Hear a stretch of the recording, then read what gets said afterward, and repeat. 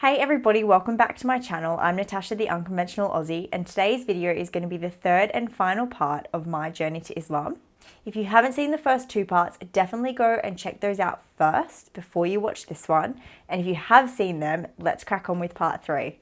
Now, where we left off at the end of part two was that I'd managed to put aside all the negative feelings and I'd managed to put aside me caring about what people thought and prioritize my faith and my belief and accept Islam and take my Shahada. So my Shahada wasn't in the main prayer hall, which it normally would be. It was in just the Imam's office, and this is because of the pandemic. So it wasn't a congregational event. It was a really intimate and personal time, and it actually was really special. So I'm not sad at all that it wasn't how it is normally done. I really benefited from it being a small thing.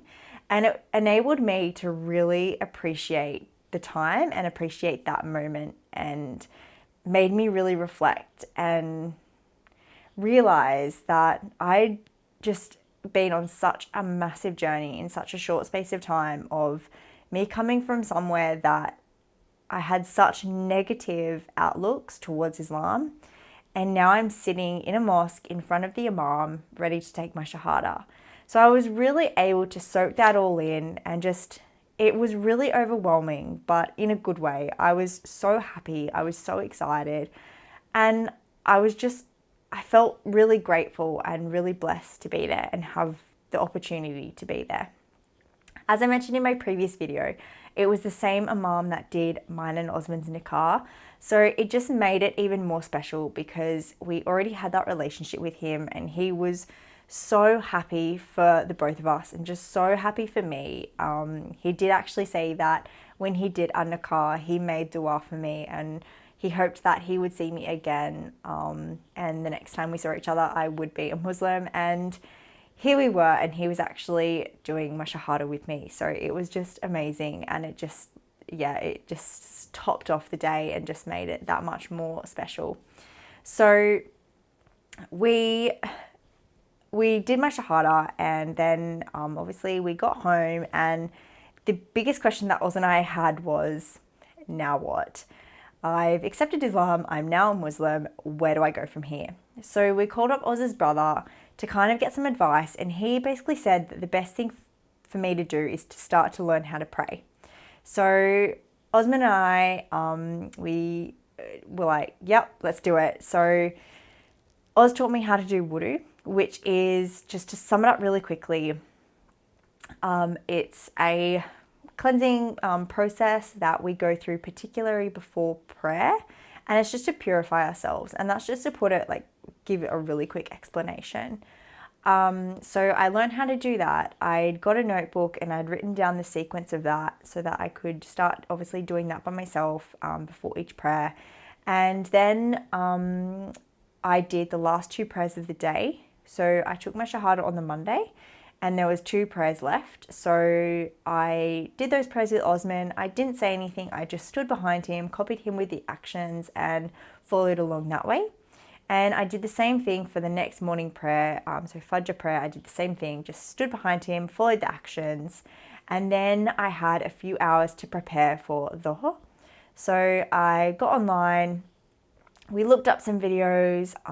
Again, I wrote down in my notebook the actions and the things to say paired up with those actions, so that by the time the next prayer came around, I could join in not only just with the actions, but also trying to say and give it a go on saying the first surah of the Qur'an. So obviously it's in Arabic. So my pronunciation definitely needed some work, but I tried my best and I managed to get through that prayer with Osman. And then he had to go to work, so I was left to fend for myself for the remaining three prayers of the day, which I was really anxious about and I was really overwhelmed about. So I just jumped online and I spent a good couple of hours writing some more things down, practicing my pronunciations, and really trying to understand the different sequences, or rakats as we call them, and just kind of trying to get in my head and trying to grasp everything and grasp the concept of it. So when the time came around to me doing it by myself, It started off really well and I got through the first rakat, so the first sequence, and then I just had a complete meltdown. I got really confused at what I was doing. I couldn't work out if I'd done one or two, and I just was so overwhelmed. I just burst into tears and I just gave up, and I called Oz and I was like, I can't do this. And he reminded me that I hadn't even been a Muslim for a day, so just chill out, do the best that I can, and we can work on it when he got home. So obviously, me being me, and I'm a bit of a perfectionist, I wasn't really happy with that. I wanted to know it and do it perfect for the next prayer. So I think I had maybe like 2 hours before Maghrib started. So I got in contact with Osman's brother's wife, and Oz had also sent me the same video she sent me, which is such a lifesaver. I'll link I'll link the link of this video below if you're in the same position as me and you're starting to learn how to pray. This video is so helpful. It goes into a lot of detail, but it's explained really, really well. So have patience with it because it is so it's really, really helpful. So I watched this video again. I rewrote out everything so it made a little bit more sense and it was easier to follow. And then I was just practicing again my pronunciations.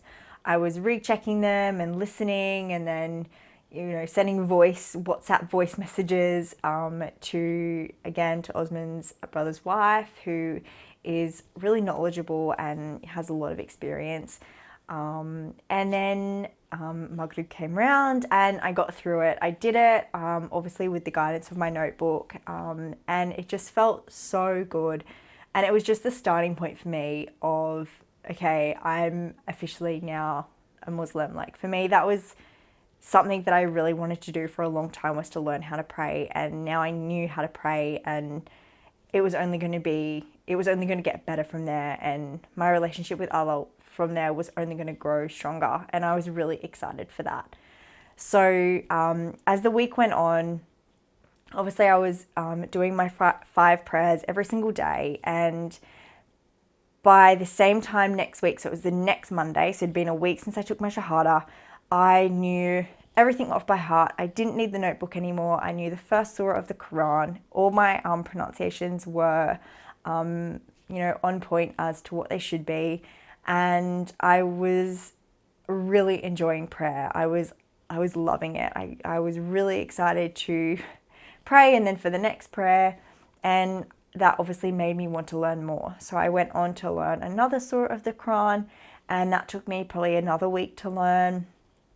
And obviously I'm still continuing on that journey, and I'm learning more and more, and it's just, I'm loving it. I'm really, really enjoying it.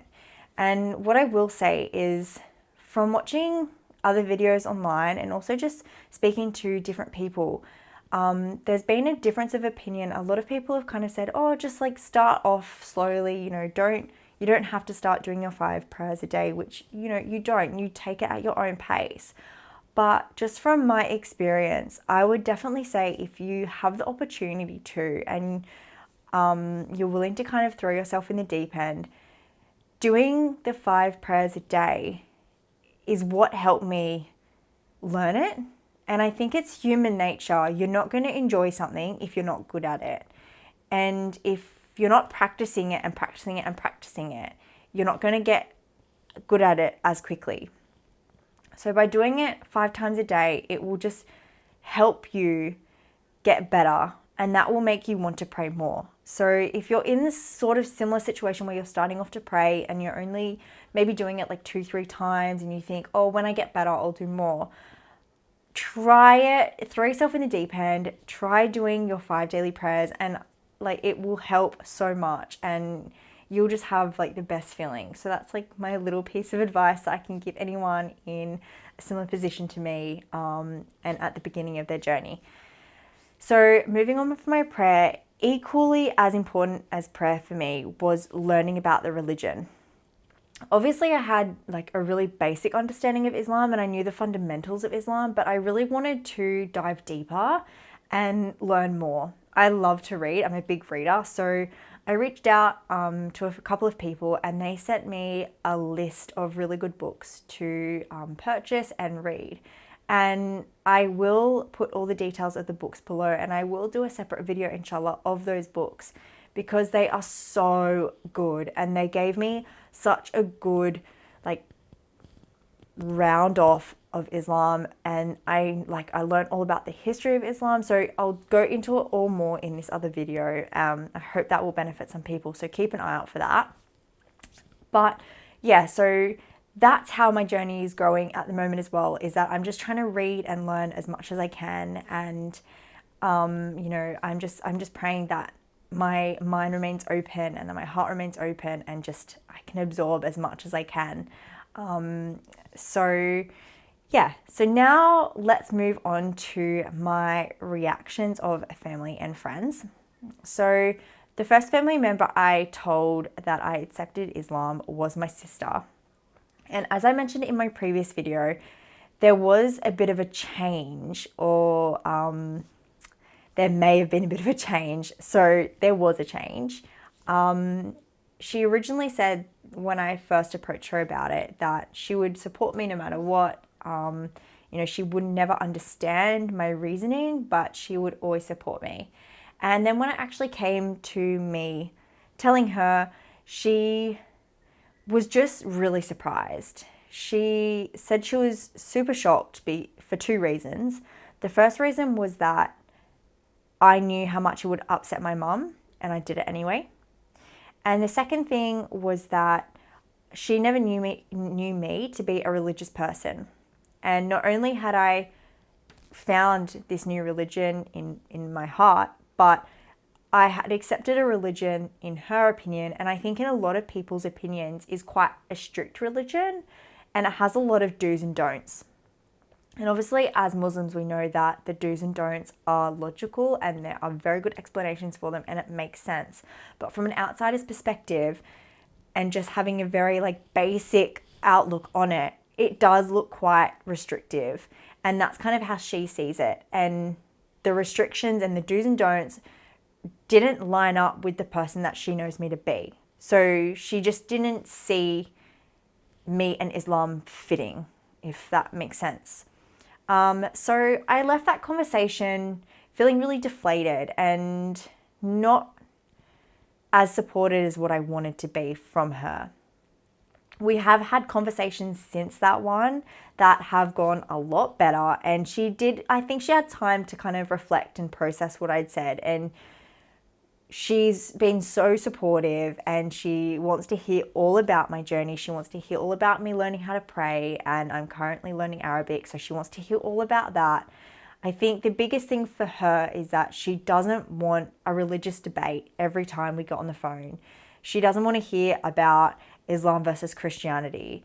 She's very much in the opinion of, she's got her religion, I've got my religion, and let's just leave it at that. So that's kind of where we stand at the moment. She's super supportive, and we can talk about it, and it's not uncomfortable, it's not awkward, it's normalized for her, which is really cool. Then I told my dad and my stepmom, which again, from the previous video, you would know that they're really chilled out and they're really supportive no matter what. So when I told them that I took my Shahada, they were not surprised, and they kind of just said, well, yeah, we knew that was coming. You know, we're really happy for you. You know, good luck on your journey type thing. So that their support just only grew from there, which I didn't think was possible, but it did. And we had a conversation recently, and it was about Christmas. So they approached me and they said, obviously, you know, you're not going to be celebrating Christmas this year, to which I responded, no, I won't be. And they then said, well, obviously we would normally get you a Christmas gift, but because you're not celebrating it, we went and we looked up when we can give you a gift. And from our understanding, we can, you know, you give gifts and accept gifts during the time of, at the end of Ramadan, so Eid. So, you know, we'd like to give you your gift for Eid now, because we really want to give it to you now, but Eid's too far away. So that was really, really warming. And I get emotional thinking about it now because I just left that phone call just feeling so loved and so supported. And I just knew that they knew that it didn't matter what religion I followed or what I believed in. I was still the same person. I was still me, and they loved me regardless. And that was just the complete opposite to the reaction my mum and my stepdad had. And as you recall from the last video, that's who I predominantly grew up with, is my mum and my stepdad. So when I told them that I accepted Islam and I took my Shahada, they said that they were really disappointed in me, that it was just another bad decision in life that I'd made, that what would their neighbors think, what would their friends think. And leading on from that, they said that, you know, I shouldn't be sharing it with anyone. This isn't something that I should tell people. This is something that I should keep to myself. Like, don't put it on social media. And I mean, of course, I'm going to be really upset and I'm going to be really hurt by that they don't support me. And not only do I not feel supported, but I also now feel like I've done something wrong. And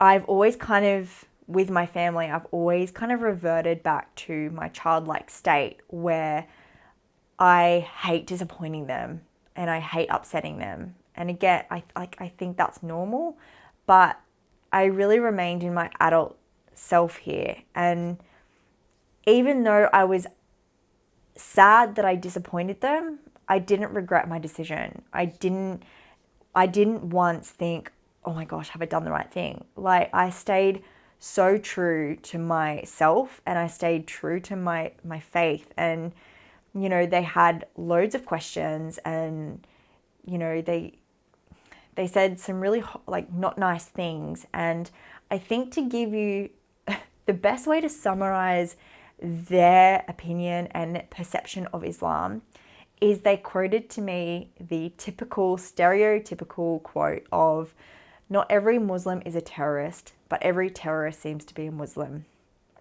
And they didn't mean this in an awful way, but it's just the perception they have, because the perception they have, unfortunately, is very narrow. And although this really upset me, I had to remember that I was in that position not that long ago. So I was kind of able to understand, and I was kind of able to appreciate where they were coming from and not get angry with them. And I knew that I had to have patience with them. So, you know, this is going to be a continuous battle. This isn't going to be like an overnight fix. And we've had conversations since then. We talk pretty much every single day, if not every second day. And it is still such an elephant in the room. We don't talk about it. And if it is brought up, it makes them feel so uncomfortable. Anything that is brought up around Islam or my reversion or anything to do with Islam, it just, you can see it on their faces and you can see it in their body language. They just immediately just get so uncomfortable and they just don't want to talk about it. And, you know, I can give you an example of, as I mentioned earlier, I started learning Arabic. And of course, like, I want to share that with them. That's a really exciting thing for me. And when I told them that I was learning it, they rolled their eyes and quickly changed the subject.